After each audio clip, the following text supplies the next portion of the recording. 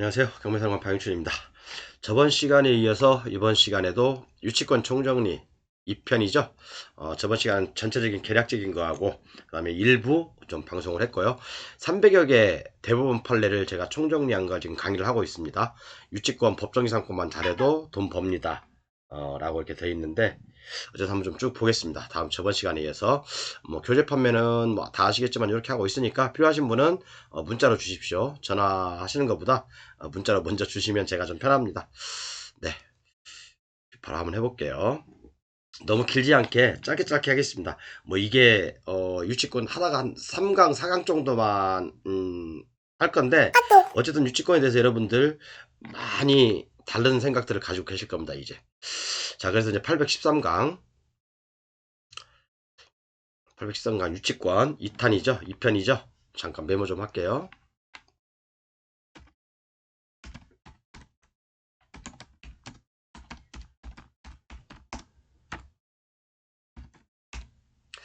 유치권 총정리 2편. 자, 그래서 이번 시간에는 요것도 해볼 거예요. 점유하고 점유에 관련된 것들을 좀 할 거고. 자, 볼게요. 비용상환 청구권에 의한 유치권.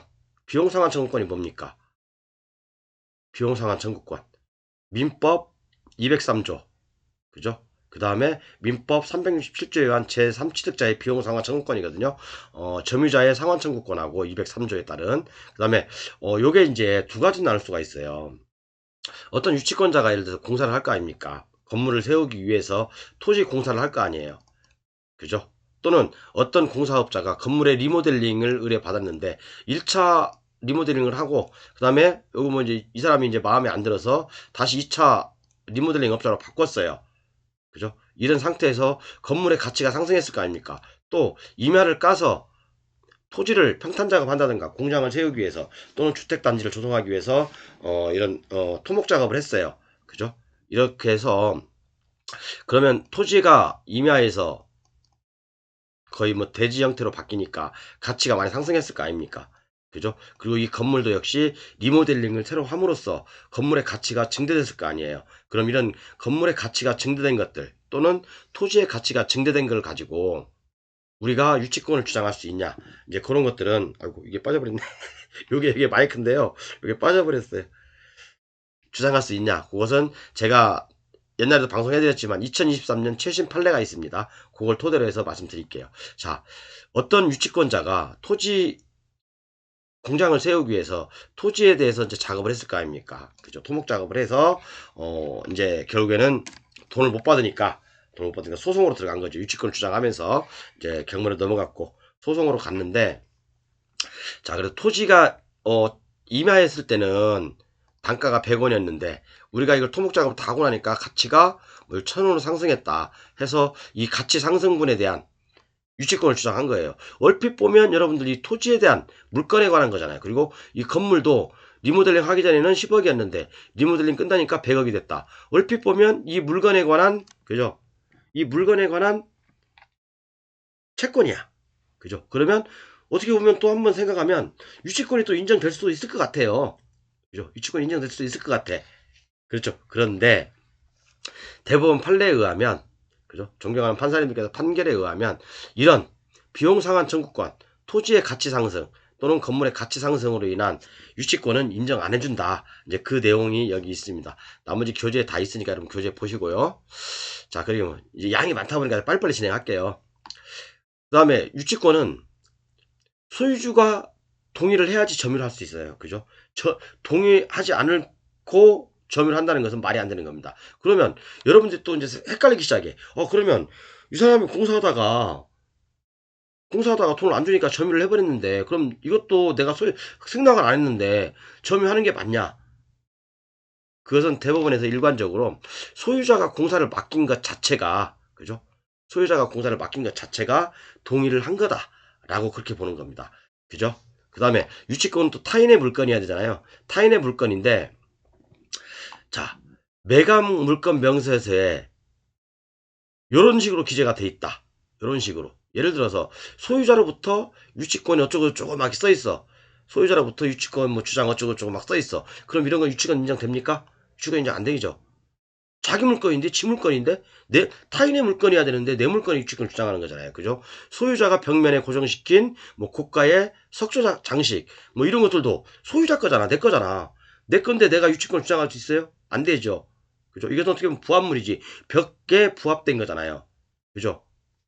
그 다음에 경매 신청 채권자로부터 공사대금 얼마, 뭐, 유치권 신고가 있다. 이런 것도 유치권 안 됩니다. 내 거잖아. 경매 신청 채권자 거잖아. 그죠? 이해 안 가나요? 이런 내용들이 만약에 매각물권 명세서에 있다. 유치권을 주장한다는 내용이 있다. 그럼 이런 것들도 당연히 유치권 인정 안 됩니다. 그리고 하나 더 볼게요. 도급인과 수급인 사이에 특이하기나 특별한 사정이 없는 한 수급인 소유죠. 그죠? 내가 도급인이야. 이 사람이 이제 공사 발주하는 사람이죠. 도급인하고 이 수급인이 이제 건물을 치라고 했어. 특별한 약정이 없는 한 이 수급인 소유로 하는 거예요. 이 수급인 소유로.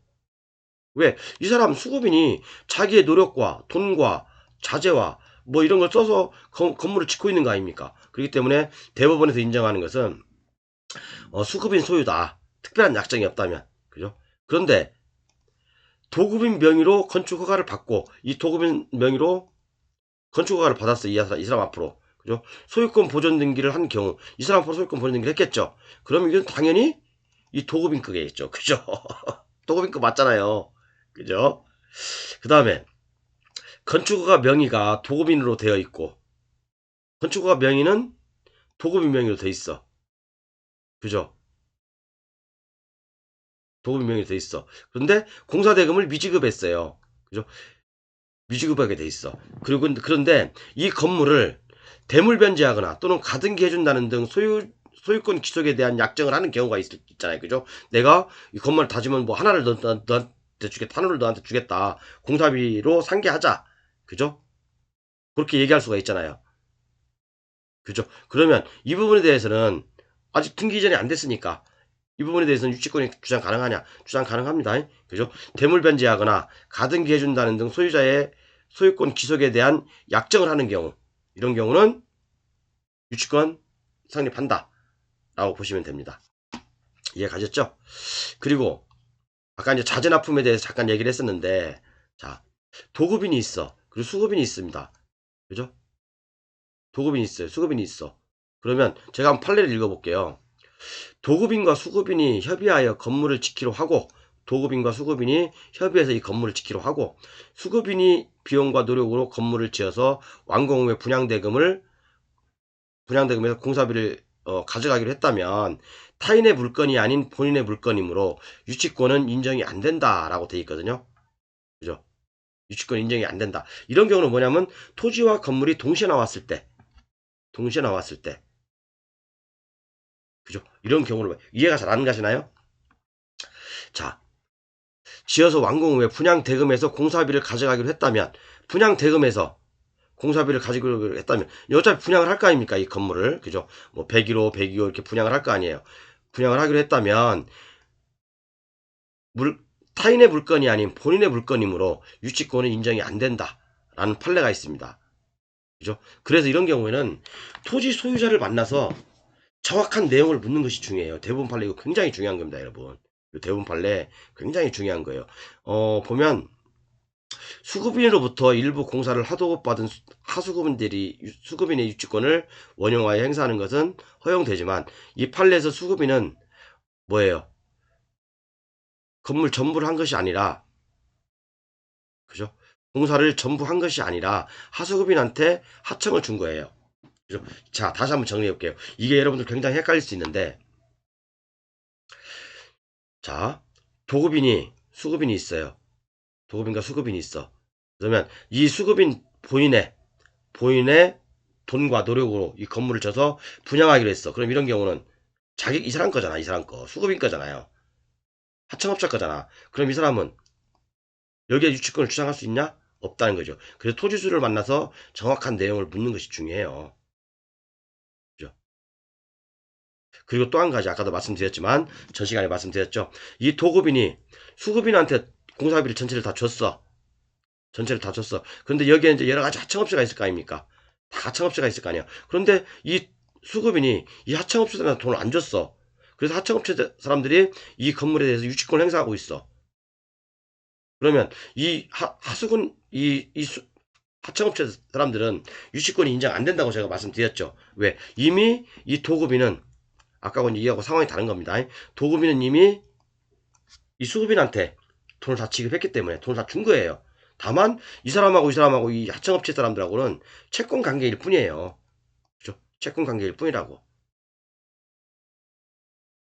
이해 가시죠? 이런 경우는 상사유치권이죠. 상사유치권. 물론 실질적으로 이 사람들이 공사를 했다 하더라도 이미 이 도급인은 공사대금을 다 줬기 때문에 이 수급인한테 공사대금을 다 줬기 때문에 이 하수급인들은 유치권 행사 못합니다. 그죠? 자, 여기까지 이해 가셨죠? 그러니까 대부분 판례이가 한번 꼼꼼히 잘 읽어보세요. 이 대부분 판례 꼼꼼히 읽어보시면 많은 비밀이 숨어 있습니다. 자, 그리고 다음에 이제 점유에 대해서 한번 할게요.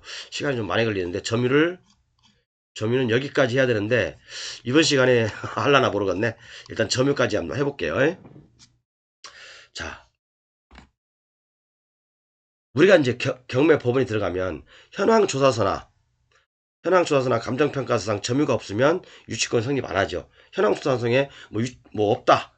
그런데 이제 우리가 조금 헷갈리지 말아야 될 게 유치권은 경매 신청 결정 등기 이전부터 점유를 해야 되죠. 그죠? 유치권은 경매 기입 등기 이전부터 점유를 해야 되고 법정지상권은 매각대금을 다 낸 때까지 건물로서 외형을 갖추면 되는 거죠. 그러니까 요거 여러분들 조금 헷갈리시는 분들이 있나 보더라고요. 자, 그리고 또 하나 경매 기입 등기 이후 압류 효력이 발생한 이후에 점유는 유치권 성립 아니죠. 그러니까 현황조사관이 딱 가서 경매 기입 등기가 딱 되면 현황조사관이 딱 가잖아요. 그죠? 그럼 이때 이후에 점유는 인정 안 된다 이겁니다. 그리고 또 한 가지 대부분 2014년 판례 한번 읽어볼게요. 채무자 소유의 건물에 관하여 공사를 도급받은 수급인이 경매 개시결정 기입등기가 맞춰지기 전에 채무자로부터 건물의 점유를 이전받았으나 경매 개시결정 기입등기가 맞춰진 후에 그죠? 공사를 완공하였다. 그러니까 이 사람이 여기서 이렇게 이미 경매 기입등기가 이렇게 돼 있어요. 돼 있는데 이 전부터 공사를 하고 있었을 거 아니에요. 그럼 당연히 공사업자가 점유를 하고 있을 거 아닙니까? 그죠? 그런데 공사대금 채권은 이때야. 경매 기입등기 이후야. 그러니까 변제기가 이때야. 그럼 이 사람은 유치권 주장할 수 있냐? 없다. 변제기가 도래 안 했잖아요. 그죠? 점유는 적법하게 했을지언정 변제기가 이때니까 계약서를 봐야 되겠죠? 그죠? 변제기가 이때니까 유치권 인정 안 된다. 그 내용입니다. 대법원 판례 2개를 제가 올려놨습니다. 이렇게. 자, 그러면 좀 딱딱하죠. 이게 유치권이 여러분 굉장히 딱딱해요. 근데 이해가 안 가시면 제 강의를 이제 뭐 2, 3편 더 할 건데 계속 들어보시고 또 제 교재 계속 한번 읽어보세요. 계속 읽다 보면 와꾸가 딱 맞춰져요. 그래서 한 5번, 6번 읽다 보면 판례 저처럼 옛날에 몇 개월 걸려가지고 다 정독하는 것보다 100번 낫습니다. 그 다음에 점유의 방법이 있죠. 점유의 방법 등 경매 기입 등기 이전부터 점유를 해야 되겠죠. 그 다음에 점유의 방법 및 형식에는 직접 점유 또는 간접 점유 상관없어요. 그죠? 모두 가능해요. 잠금 장치라든가 그리고 이제 봉쇄하고 안내문과 바리케이트 등 현수막을 설치하는 것도 가능하고 그 다음에 뭐 CCTV 이런 것도 가능하죠. 그죠? 세컴을 통한 어떤 그런 CCTV 설치한다든가 그런 것도 가능하고 점유 보조자를 통해서 그죠? 점유 보조자를 통해서 점유시키는 것도 가능합니다. 내용이 쭉 있으니까 한번 읽어보시고 그리고 이런 하나의 물건에 여러 사람이 점유를 동시에 보조하는 것도 가능하겠죠. 여러 사람이 하나의 물건에 뭐 몇 사람이 있을 수도 있잖아요. 그죠? 왜 침탈을 받기 위한 것들 있고 여러 가지 이유가 있겠죠. 그리고 내부의 책상이나 의자, 소파 등 가구만 있더라도 판례는 점유의 형태를 인정합니다. 그죠? 무인경 시스템 아까 말씀드린 대로 CCTV 등을 통한 방법도 있고 하드웨어 공사업자들이 공동으로 점유 전 가처분을 받아서 3자의 출입을 통제하는 방법도 있고 여러 가지 방법이 있습니다. 그 다음에 불법 점유의 종류에는 소유자의 승낙 없이 임대하고 임대차 해지 후에 필요비나 유익비로 유치권을 주장하는 것은 인정이 안 되죠. 그죠? 이러면 안 됩니다. 그 다음에 채무자가 경매 기입 등기 이후에 공사대금 채권자에게 점유를 이전시키는 행위도 안 되죠. 그죠? 점유는 경매 기입 등기 이전부터 점유를 해야 된다죠. 그죠? 근데 그 유치권자의 점유 이전은 유치권자는 점유를 이전할 수 있어요. 그죠? 유치권을 이전할 수 있습니다. 다른 사람한테. 그것은 가능합니다. 이거하고 여러분들 이거하고 좀 헷갈려요. 그러니까 채무자가 경매 기입 등기 이후에 공사대금 채권을, 그러니까 이것은 뭐냐면 점유를 경매 기입 등기 이후에 한 거예요. 채무자가. 그런데 이것은 유치권자가 점유는 마음대로 이전할 수 있어요. 유치권을 다른 사람에게 이전할 수가 있다는 얘기죠. 이것은 인정됩니다. 가능합니다. 그죠? 이거하고 좀 헷갈리지 마시라 해서 제가 좀 올려봤습니다. 조금 딱딱하더라도 여러분들 끝까지 들으셔야 돼요. 안 들으시면 유치권을 완벽하게 모르면 여러분들 이게 막 진짜 머리가 아파요. 이건 아까 말씀드렸지만 경매 기입 등기가 마치기 전에 채무자로부터 건물 점유를 이전받았으나 경매 기입 등기가 된 후에, 그죠? 공사를 완공하였다. 안 되는 거죠. 경매 기입 등기 이전에 공사를 완료해야지 변제기가 도래한 걸로 보는 거잖아요. 그죠? 그렇기 때문에 이런 경우도 유치권 인정 안 됩니다. 직접 점유자가 채무자인 경우에는 유치권 이용권으로서 점유에 해당하지 않죠. 당연히 대부분 판례 있죠. 그 다음에 경매 기입 등기 이전부터 점유하고 있어야 되죠. 대부분 판례 있죠. 점유는 계속되고 지속되어야 된다. 그렇기 때문에 유치권이 어려운 거예요, 여러분. 계속되고 지속돼야 돼요. 당연히 유치권자는 사용수익 못합니다. 주장만 할 수 있어요. 점유의 확인 방법으로는 현황보고서, 감정평가서, 채권자와 근저당 설정 당시 기록이나 정황 등 주변인들 상대로 한 탐문조사, 그 다음에 현황조사서의 유치권에 대한 내용이 없거나 조사 당시 소유자 또는 채무자 임차인이 점유하고 있다면 경매 개시 어쩌고저쩌고 유치권 인정 안 되죠. 그죠? 대부분 판례입니다. 이게 2009년 꼭 읽어보십시오. 여러 가지 내용이 나와 있으니까요. 그 다음에 부동산에 관하여 경매 개시 결정 등기된 후에 점유를 이전받아 유치권을 취득한 사람이 경매 절차에서 유치권을 주장할 수 있는지 여부. 토국.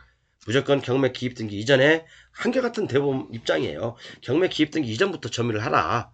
그 내용입니다. 그죠? 그 다음에 압류 효력이 발생한 후, 그러니까 경매 기입 등기가 생긴 다음에 부동산을 점유를 이전받았다면 이것도 역시 유치권 인정 안 됩니다. 그죠? 그 다음에 진성 유치권자 확인 판결이 있어도, 그러니까 그 경매 기입 등기 이전에 어차피 유치권 확정 판결을 받았을 거 아니에요. 확정 판결을 받았다고 합시다. 유치권자가 확정 판결을 받았어요. 근데 이게 경매가 넘어가 버렸어. 그런데 현황조사관이 갔는데 이 점유를 안 하고 있어. 그럼 이것도 유치권 인정됩니까? 확정 판결이 있다고 해서 유치권 인정됩니까? 안 돼요. 유치권은 확정 판결이 있어도요. 점유는 지속돼야 됩니다. 계속되고 지속돼야 된다는 얘기예요. 그렇기 때문에 이 확정 판결이 있다고 해서 믿고 있다가 나 확정 판결 있어. 딸랑딸랑. 현황조사관이 갔는데 점유가 없으면 유치권 성립하지 않습니다. 이것도 좀 중요한 판례긴 한데 어쨌든 여러분 이것도 좀 기억하고 있어야 돼요. 그죠? 그래서 요게 이제 그 내용입니다. 그 내용이고 이 판례 한번 보시면 여러분들께 좀 도움이 많이 되실 거예요. 어쨌든 간에 확정 판결이 있다 하더라도 점유는 계속되고 지속돼야 된다. 그 내용입니다. 자, 그래서 점유의 형태를 보면 시간 많이 걸린다 이거 생각보다. 그냥 이번 강의만 하고 그냥 불로전교재 가지고 계신 분들한테만 그냥 강의를 안 할까 생각도 하고 그러는데 어제 시간이 많이 걸리니까 여기에요. 점유의 형태는 출입구를 갖다 뭐 잠금 봉쇄하고 뭐 이런 것들, 경비업체를 통한 점유 뭐 이런 것들 아까 말씀드렸고, 그 다음에 요거 채무자의 승낙을 받아서 유치권을 임대하여 간접 점유하는 방법도 있고요. 그죠? 간접 점유하는 방법도 있습니다. 승낙을 받아야 됩니다. 유치물을 임대하는 것은 임대잖아요. 임대는 채무자의 승인을 받아야 돼요. 그죠? 그런데 예를 들어서 매각물권 명세서에 채무자가 연락도 안 되고 연락 두절 행방불명 상태임. 그러면 근데 물건에는 지금 누군가 살고 있어. 임대하고 있어. 또는 사용대차를 하고 있어. 사용대차라고 의심되는 것들이 있어. 정황이. 이 유추물에. 그런데 매각물권 명세서에는 채무자는 행방불명, 연락 두절 상태임. 그러면 이 사람은 사용대차든 임대차든 이 채무자의 허락을 받았겠습니까? 안 받았겠죠? 당연히 그래서 이 유치권은 깨지는 거예요. 이래서 깨지는 거예요. 좀 넘어가고, 자, 유치권자가 거주하면서 점유하는 경우, 자, 한번 읽어볼게요. 공사대금 채권에 기하여 유치권자가 행사하는 자가 스스로 유치물의 주택에 거주하여 사용하는 것이 유치물의 보존에 필요한 것인지 적극 당연하죠. 이 경우 차임 상당 이득을 소유자에게 반환할 의무가 있는지 적극. 그죠? 자, 네가 살고 있으니까 차임을 내라 이겁니다. 그래서 대법원 판례 2009년 판례 한번 꼭 보십시오. 그죠? 이 내용이 뭐냐면 공사업체가 다가구 주택을 짓고 그곳에서 거주하면서 유치권을 주장하는 사건이에요. 유치권을 인정했어요. 그리고 2년 동안 사용 못한 월세 5천만 원도 유치권에서 상계하라. 그 내용이거든요. 그러니까 요 부분 옛날에 제가 강의했습니다. 그 다음에 일부 점유, 일부 공사, 일부 점유, 일부 공사를 해도 유치권 인정됩니다. 왜? 그 물건에 관한 거라면. 그 물건에 관한 거라면. 자, 그리고 사용대차, 임대차, 사용대차, 임대차에 관한 대법원 판례를 하나 소개시켜 드릴게요, 여러분. 2024년 판례거든요. 따끈따끈한 판례입니다. 요것은 읽어보십시오, 여러분. 요것은 임대차는 소유자의 동의가 반드시 돼야 된다. 요것은 읽어보시고 사용대차, 사용대차는 무상대차거든요. 무상으로 사용하고 돌려주는 거예요. 그죠? 무상으로 사용하고 돌려주는 거예요. 그럼 소비대차는 뭡니까? 소비대차는 내가 돈을 100만원 받았어. 돈을 100만원 다 써버리고 다 소비하고 다른 물건으로 돌려주는 게 소비대차죠. 근데 사용대차는 무상으로 내가 사용하고 돈을 돌려받는 거예요. 그러면 사용대차하고 임대차하고 똑같냐? 유치권에서 이런 거 많이 있어요. 사람들이 유치권 이제 주장하는 사람들이 이건 사용대차다 라고 주장하면 유치권 100% 깨집니다. 자, 대부분 판례 하나 읽어볼게요. 제가 이제 뭐라고 썼냐면 사용대차인 경우 채무자의 허락을 받아야 한다 라고 되어 있거든요. 사용대차도 임대차하고 똑같기 때문에. 왜? 판례에 보면 유치권자의 상관 의무에 대해서 규정한 민법 324조에서 말하는 대여는 임대차뿐만 아니라 사용대차도 포함되는 여부 적극이라고 되어 있잖아요. 임대차뿐만 아니라 무상으로 사용할 수 있는 것도 사용대차다 라고 판시한 거예요. 그렇기 때문에 사용대차 여기서 유치권이 많이 깨집니다, 여러분. 진짜 많이 깨져요. 그래서 유치권자가 유치물을 다른 사람으로 하여금 사용하게 한 경우 유치물의 보존에 필요한 사용을 넘어서는 것으로서 유치권 소멸의 청구가 가능하다. 이 내용입니다. 그죠? 사용대차는 무상이긴 하지만 임대차는 유상인 경우가 많죠. 물론 무상의 임대차도 있을 수 있어요. 그렇지만 임대차 같은 경우는 대부분 유상이거든요. 그렇지만 무상의 사용대차든 무상의 임대차든 다 유치권이 깨진다. 채무자의 승낙을 받아야 된다. 그겁니다. 그렇죠? 자, 또 하나 있습니다. 여기 이 똑같은 판례죠. 요거랑 요 판례랑 요 판례가 똑같은 판례입니다. 제가 다시 한번 읽어볼게요. 중요하니까 여러분. 이런 경우가 굉장히 많아요. 저 양반 저기 뭐 그냥 근데 그 막상 가서 사용대차 하고 있는 사람 말을 들어보니까 나 그냥 무상으로 사용하기로 했어요. 이런 경우가 굉장히 많다는 얘기예요. 그럼 이게 뭐입니까? 이건 사용대차인 거예요. 그냥 간접점유가 아니라 사용대차라니까. 그럼 유치권 깨지는 거라고요. 자, 다시 한번 읽어볼게요. 중요하니까. 여기까지만 하고, 아니, 좀 더 해야 되겠구나. 자, 유치권자의 상관 의무에 대해 규정한 민법 323조에서 말하는 대여는 임대차뿐만 아니라 사용대차도 포함되는지 여부, 적극. 유치권자가 유치물을 다른 사람으로 하여금 사용하게 한 경우, 사용하게 한 거잖아요. 사용대차잖아. 무상이잖아. 유치물의 보존에 필요한 사용을 넘어서는 것으로 유치권 소멸 청구 사유가 되는 사용 또는 대여에 해당하는지 판단 방법에서 이제 밑에 쭉 나와 있습니다. 어쨌든 이 사용대차도 내가 진짜 이게 2023년 판결인데 요거 사실은 공개하면 안 되는 거였어요. 사실은 제가 요거 공개하면 안 되는 건데 가린다는 걸 나와버렸네 이게. 어쨌든 우리 요거 블루존 교재만 실려 있는 건데 여러분들 공개했습니다. 자, 그리고 임차인이 주장하는 유치권 여러 가지가 있죠. 일반 상가나 주택의 임차인의 유치권. 뭐 이것은 그죠? 얼마 안 되잖아. 그죠? 어차피 인정 안 됩니다. 그죠? 상가 임차인의 임대차 계약상 원상회복 의무가 있죠. 연상회복 의무. 이게 바로 유치권 포기 특약하고 똑같습니다. 권리금 유치권 안 되죠. 간판 보일러 스크린 골프 이게 유치권 안 됩니다. 그 다음에 그린벨트 내라든가 국립공원 내에서 임차인 유치권 주장하는 경우는 제가 조심하라고 말씀드렸죠. 왜 영업 승계가 안 될 수 있으니까 영업 허가권을 이 사람들이 가지고 있다, 임차인이 가지고 있다면 적당한 선에서 협의를 보는 게 좋습니다. 그 다음에 숙박시설에 대한 임차인도 유치권을 주장할 수가 있지만 유치권, 숙박시설 왜 그러냐면 식품위생법에 보면 영업시설의 전부를 인수한 자는 그 영업자의 지위를 승계한다라고 되어 있는데 만약에 전부를 승계하지 못한다.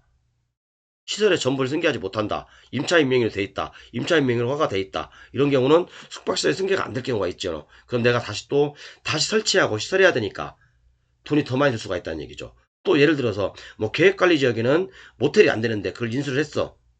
그런데 임차인이 모든 허가를 임차인이 가지고 있어. 근데 임차인이 유치권을 주장해. 그러면 허가가 안 나는 곳이니까 내가 낙찰을 받았다 하더라도 모텔을 못 하는 경우가 있을 수 있잖아요. 그런 경우는 조심하는 자연 녹지죠. 아니면 예를 들어서 뭐 저기 뭐 자연 보전권에 모텔이 하나 있어. 모텔이 하나 있어. 영업 승계가 안 될 수도 있다는 얘기예요. 그죠? 아니면 영업의 시설을 전부를 또 내가 다시 투자를 해서 시설해야 되는 경우도 생길 수 있고 이런 경우 조심하시라 이 말이에요. 그 다음에 임차인이 배당 요구 시 제출한 임대차 계약서 여기에는 원사매각 조항이 있다고 제가 말씀드렸죠. 그 다음에 건물 공사를 마무리 위한 인테리어 또는 임차인이 영업 개시 전에 사업장 인테리어 하는 거 이것은 인정 안 됩니다. 그렇지만 건물 공사 마무리를 위한 인테리어는 인정돼요. 이것은 유치권 인정됩니다. 이해 가셨죠? 그리고 점유의 침탈을 당했다. 점유의 침탈 이런 경우는 합법적으로 다시 또 소를 제기해서 점유 회복의 소를 제기해서 내가 침탈을 다시 찾아올 수 있습니다. 그 다음에 점유의 상실에서 점유의 상실로 소멸하는데 침탈의 원인은 묻지 않죠. 그러나 채무자 등이 점유를 방해하거나 방해할 우려가 있을 때에는 유치권자는 방해배제 청구권을 보존하기 위한 가처분 방해를 유치할 수 있죠. 유지할 수 있죠. 점유를 유지할 수 있죠. 이런 방법들을 통해서 그죠? 점유 보조자에 관련된 것들은 아까 설명드렸던 요거 판례 참고하시고 유치권의 양도는 가능하죠. 그죠? 유치권의 양도는 할 수 있습니다. 그죠? 그런데 유치권은 점유만 인정하는 게 아니라 피담보 채권, 그 채권까지 같이 이전을 해야 되겠죠. 그러므로 피담보 채권 양도와 점유 이전은 모두가 완성되어야 유치권이 양도되는 것이죠. 어쨌든 유치권만 점유만 이전하면 안 되는 거고 피담보 채권까지 같이 양도를 해야지. 그죠? 제가 유치권의 양도에 대해서 옛날에 강의한 적이 있습니다. 불로정에 참고하십시오. 그게 나와 있으니까 그거 참고하시기 바랍니다. 와, 아직 3분의 1도 못 했는데 지금 시간이 많이 걸리네요. 어쨌든 이렇게 점유에 대해서 오늘 이렇게 여러분들에게 얘기를 했습니다. 그럼 다음 시간에는 이게 몇 강이지? 813강인가? 813강. 다음에는 814강에서 결령 관계에 대해서 얘기할게요. 결령 관계에 대해서. 잠깐만요.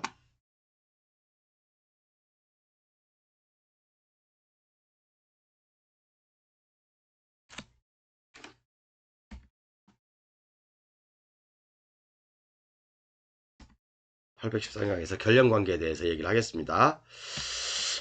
시간이 이게 종합적으로 정리를 해드리려고 하니까 시간이 많이 걸리긴 하네요. 그죠? 저도 물론 어느 한 분야만 예를 들어서 이런 한 분야만 딱 잡고 그냥 한 5분 10분 떠들다가 그냥 딱 유튜브 종료하고 그냥 궁금증을 유발시킬 수도 있는데 좀 그러기는 싫더라고요. 조금 이제 어차피 제가 이제 강의는 오래 하지 않을 거예요. 850강이나 800 900강 사이에서 이제 제가 유튜브 강의를 종료를 하려고 그러거든요. 그래서 지금 이제 종합적으로 정리하는 기간이라 제가 여러분들께 이렇게 강의를 해드리는 겁니다.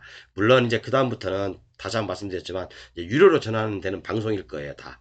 유료로 전환되니까 물론 기존에 이제 교재 구매 이제 그때 이후부터는 교재도 안 팔 거고 교재 구매하신 분들한테는 그 유료 강의를 다 공유를 해드릴 겁니다. 이제 뭐 비밀번호 치면 바로 들어올 수 있도록 그렇게 이제 조치를 하는 거니까 그렇게 참고하십시오. 자, 다음 시간에는 813강 결령 관계에 대해서 말씀드릴 거예요. 이것도 굉장히 양이 많죠. 결령 관계도 굉장히 양이 많아요. 이게 중요한 거예요. 그리고 변제기 도래, 이 변제기 도래하는 것들도 굉장히 양이 많고 진짜 많아요, 양이. 그 다음에 유치권이 성립되지 않는 부분들, 그 다음에 뭐 이런 것들 기타 불가분성 이런 것까지 다 하려니까 시간이 많이 걸리네요. 아무튼 해보도록 하겠습니다. 이제 813강 마무리하고 814강에서 뵙겠습니다. 감사합니다.